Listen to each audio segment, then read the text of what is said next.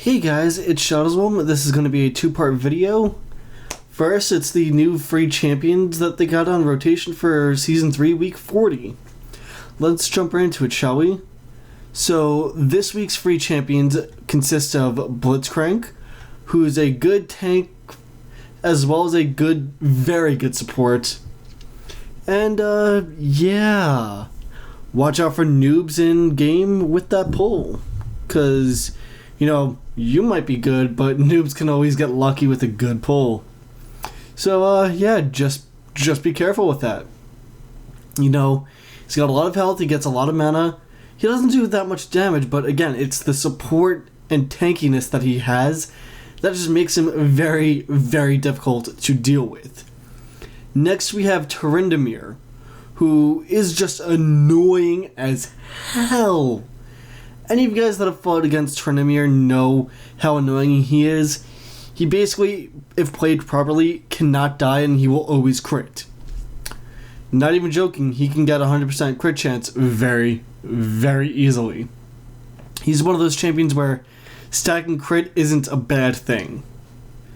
He gets a lot of AD, his Q, his Bloodlust allows him to heal, his ult just allows him to not die, stay at 1 health for a few seconds. He's got a nice slow and I believe it's attack damage nerf if people are looking at him, it's damage nerf, straight up attack damage nerf if people are looking at him when he pops his mocking shout. I believe it's mocking shout anyway.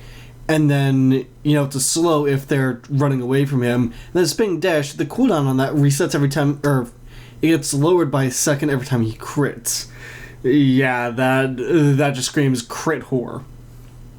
Next we have Twitch, who very, very good assassin, but very, very, very low attack range, as well as low health, but he has high damage. So, again, expect to see noobs playing Twitch and just failing at Twitch, just failing, because they do not know how to handle him at all. They'll go in with with his stealth popped, 3 seconds later, he pops out and he's still trying to get in position. Like, oh, I thought Twitch's stealth was 30 seconds. When they're used to the old Twitch. So yeah, be prepared for that. Then we have Vigor, who, in all honesty, very, very good. Good at nuking down people such as, Orianna, any AP champion, quite literally, he's good at nuking down. His ult scales off of his AP, as well as whoever he's ulting, their AP. I believe it's 80% of their AP or something like that, as the base at level 1. That is a scary amount of damage. And then with his, Q continuously, ramping up and giving him even more and more and more AD, or AP rather, that's just going to make him snowball very, very quick. He doesn't have all that much health though. He's a mage, so he doesn't really have all that much attack damage, but what he lacks in attack damage and health, he makes up for in his spells. If you get hit by his Event Horizon and Dark Matter, that combo right there, the Event Horizon will stun you for a good second and a half, which that's how long it takes Dark Matter to pop down on you, and it hurts. Because Dark Matter skill is on a 1-to-1 AP ratio for him. So say he has 500 AP, oh look, that Dark Matter now has a base of 300 damage plus 500 of his AP, so it hurts a lot. Then we have Garen, who just recently got updated, and what else is there to say other than it's Garen, it's Mr. Spin to win. He's got good amount of health, high AD, he's not that difficult to play, he doesn't really do damage, his spells, scale based on his AD, and he can also crit with, his Q as well as his E, so yeah, something to watch out for.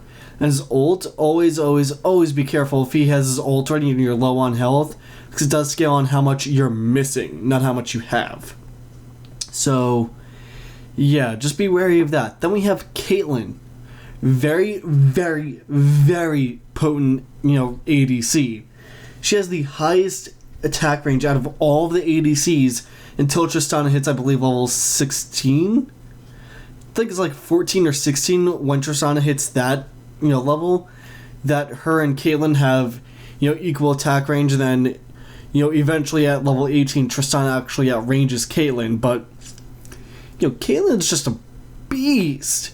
Very, very, very high attack range, very high attack damage, decent amount of health, not that difficult to play, and if played properly, you can just, start using your ult to go ahead and harass, and you won't even need it during team fights to get that, last kill in. So, be careful of that, as well as her Yordle traps. Those things are annoying. I feel that they're almost as annoying as Teemo Sherms, but not quite there just yet. Then we have Orianna, who, very, very, very strong mage. And I mean, like, very strong. If you land a good Orianna ult, that turns the tide of a team fight immensely.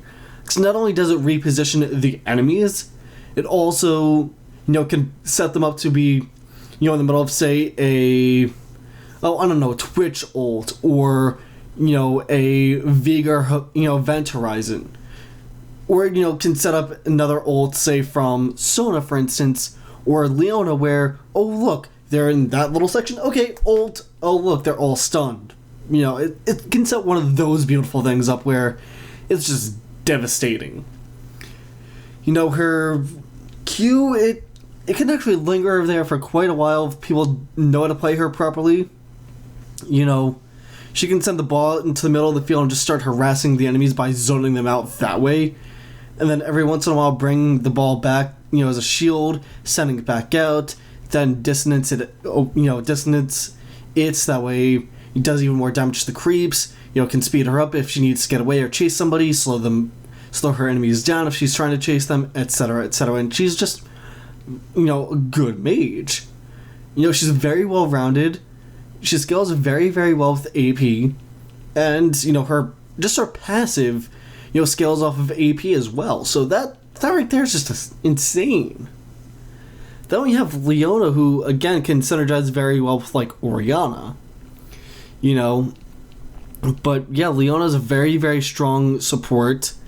She can set up plays with her Zenith Blade as well as her Dawnbreaker Shield. I believe that's what it's called anyway. But, yeah, she can set up, like, a Zenith Blade, Zenith Blade onto, like, the ADC, stun the ADC with her Q, or stun them with her ult, and, oh, look, that's, a root into a stun, and that sets up somebody like, say, Tryndamere to go in and just face melt them. She's not all that difficult to play. She does scale rather decently with AP, but, I would recommend Leona if you're going up against somebody like, say, Blitzcrank. If you're going up against a Blitzcrank as a support, go with Leona because it's a good counter. She has very high health, just as much health as Blitzcrank, in fact, but she does not have that shield that Blitzcrank gets from his passive. But what she does get is her own form of a shield that gives her increased magic resist as well as armor, I believe. I could be wrong on that one, but yeah, it's very, very nice.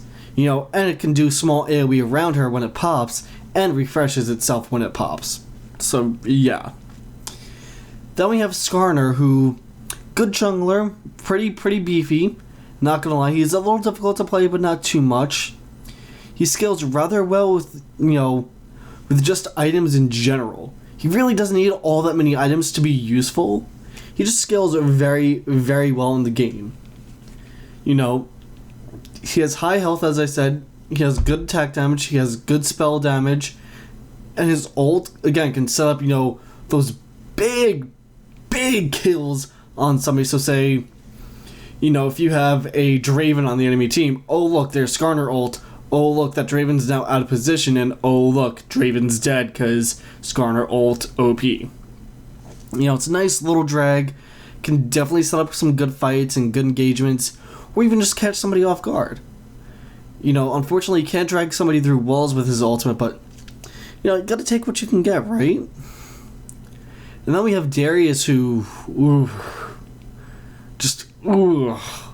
the amount of, just the amount of damage he can do with his ultimate, if everybody's low enough, he's just a dunk master.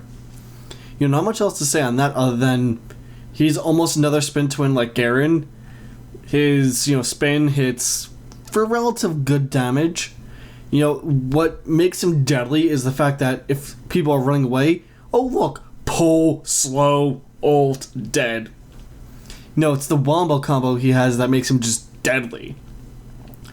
All in all, there's a lot of beef in this, free week champion rotation. Between Blitzcrank, Garen, Tryndamere, Leona, Skarner, and Darius. That's like half of them that are... Actually, wait. 1, 2, 3, 4, 5... versus 1, 2, 3, 4, 5, 6... Yeah, 6 out of 10 champions in this free week rotation are, very, very beefy. You can't deny that they're very, very beefy. Tryndamere will have roughly about 2.5k health by the end of a match. Blitzcrank will have about 2.7k. Leona, Skarner, and Darius will have roughly the same, as well as Garen. And if Garen's played as a tank, he is going to have about roughly 3,000, if not more. Garen and Darius just have high health regardless, and then just the items that they tend to get improve their health regardless. So, yeah, very, very tank heavy this time around with the champion rotation. You can actually see the picture of the champions that they have for the rotation here, which that's whatever. We don't pay attention to that. But now it's the second part of the video. They've announced Popstar Ahri. This comes into effect after the fact that Girls' Generation won the YouTube award for Best Pop Artist, I believe. Or Best... It was one of those awards at the YouTube awards that they had like 2 nights ago. But yeah, let's just read this, shall we? Popstar Ahri's record-smashing single, Charmed, shot up the charts and fueled global excitement for her upcoming Spirit Rush tour.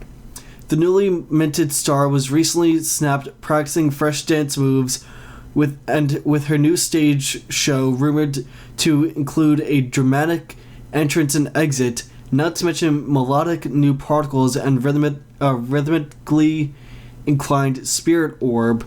Popstar Ahri's sure to take the world by storm. Catch the Spirit Rush tour soon. And this is what she looks like. So yeah, she looks like one of the women from the K-pop group Girls' Generation.